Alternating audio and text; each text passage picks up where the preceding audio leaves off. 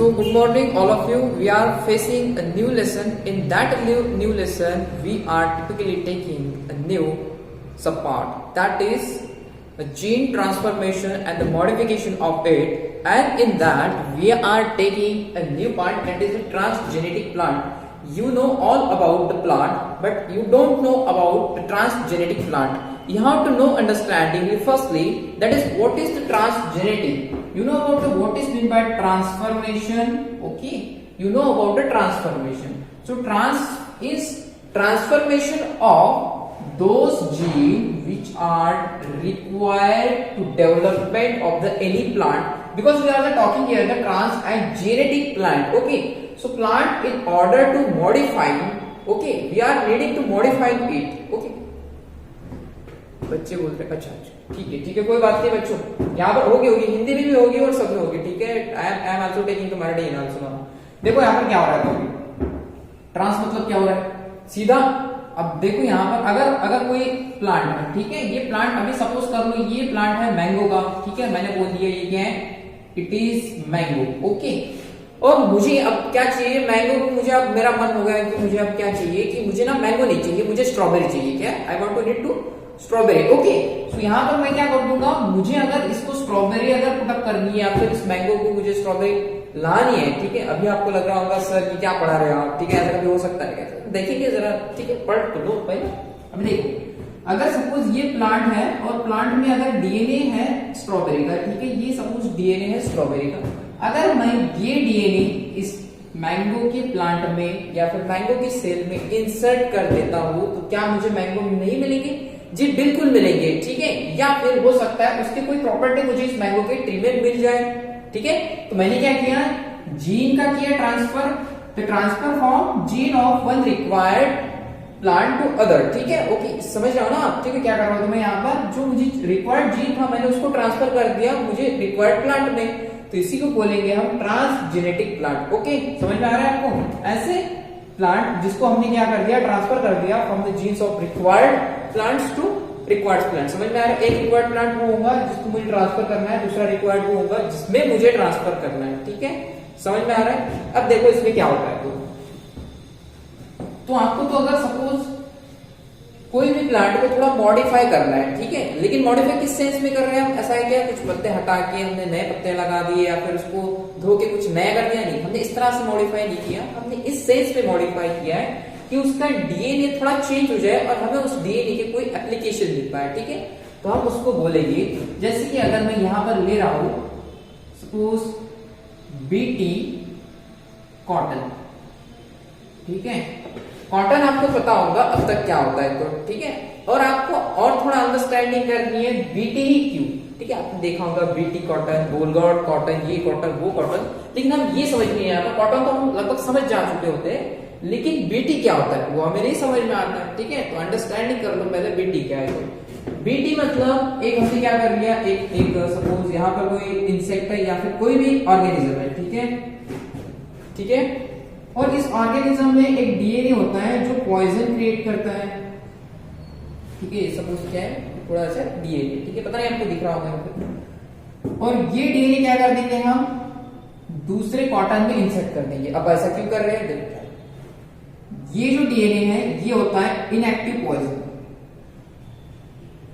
Inactive poison, ठीक है, और ये इनएक्टिव पॉइजन के साथ अगर बेस रिएक्ट हो रहा है, बेस, ठीक है, एसिड बेस वाला बेस अगर रिएक्ट हो रहा है तो ये जो इनएक्टिव पॉइजन था वो हो जाएगा अब एक्टिव पॉइजन. ठीक है, इस सेंस में देखो अभी क्या हो रहा है, तो अगर इनएक्टिव पॉइजन बेस में कन्वर्ट होते ही एक्टिव होते जा रहा है, तो क्या मैं ऐसा नहीं बोल सकता अगर इस ऑर्गेनिज्म को किसी ने खा लिया, सपोज खा लिया किसी ने, सपोज ये कोई सांप है. ठीक है, खा लिया, अब सीधा ये यहां जाएगा, यहाँ इंटेस्टाइन में जाएगा ना, इंटेस्टाइन में. ठीक है, और इंटेस्टाइन में तो बेस होता है, ये आपको पता होगा इंटेस्टाइन में क्या होता है, बेस होता है. और जैसे ही यहाँ पर बेस मिला, अभी क्या बोला था हमने, इनएक्टिव पॉइजन क्या हो जाएगा, एक्टिव हो जाएगा, और यहाँ से उसको छेद कर देंगे ना उसकी इसमें. ठीक है, इंटेस्टाइन में उसको छेद हो जाएंगे और छेद होने के कारण ये पूरा का पूरा ये जो खा लिया था वो मर जाएगा। मतलब ये तो बात वैसे ही हो गई, हम तो डूबेंगे सनम, साथ में आपको भी लेके डूबेंगे। ठीक है, अब देखो हम क्या करेंगे, इस ऑर्गेनिज्म के पास जाएंगे और बोलेंगे आपको वो हमें वो जीन चाहिए जो इनएक्टिव होता है लेकिन बेस के साथ रिएक्ट होने के बाद वो एक्टिव होते जा रहा है। ठीक है, फिर हमने कॉटन के इसमें इसके ऑर्गेनिज्म, मतलब देखो ये ऑर्गेनिज्म जो हमको रिक्वायर्ड दे रहा था, इस डीएनए को हम इस कॉटन में डाल देंगे। अगर इस कॉटन को कोई नहीं खाएगा तो इसके जैसा हाल हो जाएगा, क्योंकि इसके डीएनए अब कॉटन में आ चुके होता है। और यह ऑर्गेनिज्म और कोई नहीं है, इसका नाम है बैसिलस। ठीक है, बैसिलस thuringiensis। ठीक है, bacillus thuringiensis, that is why it is BT. Okay, ये क्या हो गया, हमने इस प्लांट को जेनेटिकली मॉडिफाई कर दिया, इस वजह से हम इस प्लांट को बोलेंगे जेनेटिकली मॉडिफाइड प्लांट। ठीक है, यहां तक आपको समझ में आ गया होगा। चलो ठीक है, क्या हमने इंसेक्ट, देखो ये कोई भी इंसेक्ट आ गया था, इसको अभी इस प्लांट पर देखो, अभी कोई भी इंसेक्ट आएगा तो इस प्लांट को खाने के पहले वो क्या कर देगा, यहाँ पर तो बेटी है, ठीक है, बेटी का जीन है, यहाँ पर बेटी का जीन होने की वजह से अगर कोई भी इंसेक्ट इसको खाता है तो उसको मतलब अब से जान से हाथ तो धोने होंगे। ठीक है, तो इसको बोलेंगे हम ऐसे प्लांट जो इंसेक्ट को रेजिस्ट कर सकता है। ठीक है, क्यों रेजिस्ट कर सकता है, क्योंकि बीटी का उसमें डीएनए आ चुका है। ठीक है, यहां तक बोल सकते हैं ना हम, क्यों, देखो अभी बैसिलस thuringiensis का डीएनए इसमें इंसर्ट हो चुका है, दैट इज व्हाई हम ये बोल सकते हैं कि इस कॉटन में बीटी का डीएनए है, that is it is a genetically modified plant. और अब कोई भी इंसेक्ट इसे खा नहीं पाएगा, मतलब ये प्लांट अब रेजिस्ट करेगा सॉरी इंसेक्ट को। ठीक है, इस वजह से हम इसको बोल देंगे इंसेक्ट रेजिस्टेंस। ठीक है, genetically modified plant, that is क्या, बीटी कॉटन। क्या ऐसा बीटी कॉटन है, नहीं, बीटी ब्रिंजॉल भी हो, आपको पता होगा। ठीक है, बीटी ब्रिंजल भी होगा।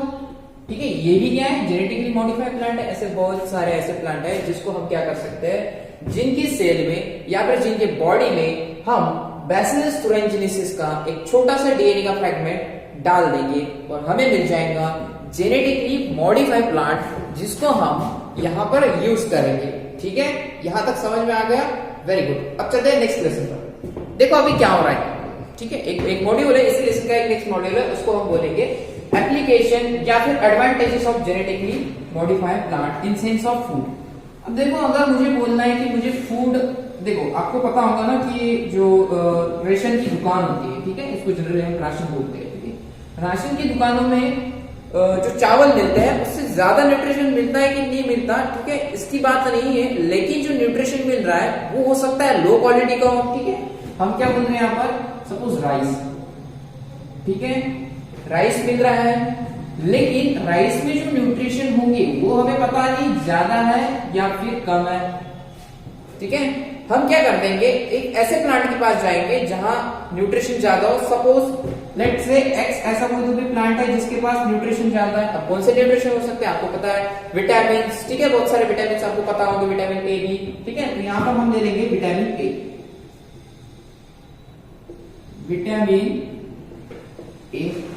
ठीक है, अगर विटामिन ए, आपको पता है हर कोई बात प्रोटीन होती है और प्रोटीन करने के लिए डीएनए की रिक्वायरमेंट होती है, आपको पता होगा। ठीक है, तो विटामिन ए प्रोड्यूस करने वाला यहाँ पर कोई डीएनए तो होगा ही, क्योंकि विटामिन ए अपने आप में प्रोटीन है।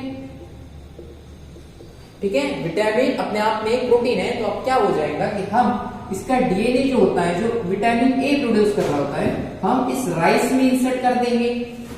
अब इस राइस में इंसर्ट करने के बाद देखो हो क्या रहा है, ये डीएनए इसके बॉडी में या फिर इसके सेल में चला गया, दैट इज व्हाई हम इसको बोलेंगे जेनेटिकली मॉडिफाइड प्लांट। क्यों, क्योंकि हमने जेनेटिकली इसको मॉडिफाई किया है। अब जो पहले विटामिन ए नहीं प्रोड्यूस कर पाता था, अब वो विटामिन ए प्रोड्यूस कर पाएगा। क्यों, क्योंकि इसके जो डीएनए थे हमने इसके अंदर डाल दिए।